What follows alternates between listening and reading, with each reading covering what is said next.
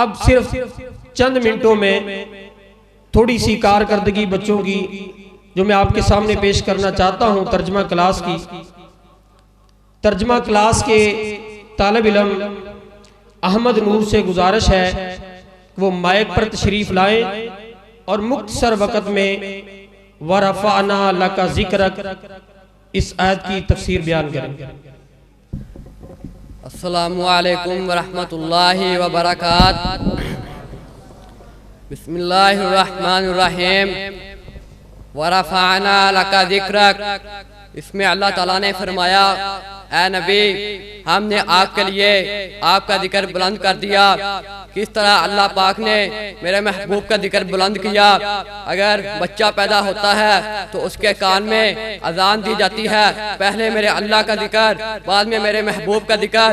اس کے بعد جب بچہ بڑا ہوتا ہے اس کو کلمہ سکھایا جاتا ہے تو اس میں پہلے میرے اللہ کا ذکر پھر میرے محبوب کا ذکر. جب بچہ وہ بڑا ہو جاتا ہے اور وفات پا جاتا ہے اس کا جنازہ پڑھایا جاتا ہے تو پہلے میرے اللہ کا ذکر پھر میرے محبوب کا ذکر. جب قبر میں اتارا جاتا ہے تو منکر اور نکیر آ کر سوال کرتے ہیں من ربو کا من نبیو کا. پہلے اللہ کا ذکر پھر میرے محبوب کا ذکر. یہاں پر ہی بس نہیں، بے شک میرے فرشتے اور میں خود بھی محمد صلی اللہ علیہ وسلم پر دودھ بیچتا ہوں. اور اللہ پاک نے فرمایا ورفعنا لکا ذکرک.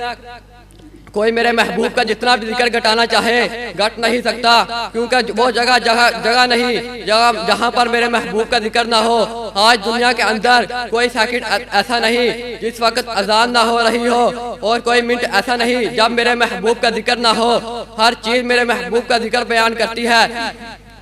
اس لیے اللہ پاک نے فرمایا ورفعنا لکا ذکرک. ہم نے اے نبی آپ کے لیے آپ کے ذکر کو بلند کر دیا. وآخر دعوانا الحمدللہ.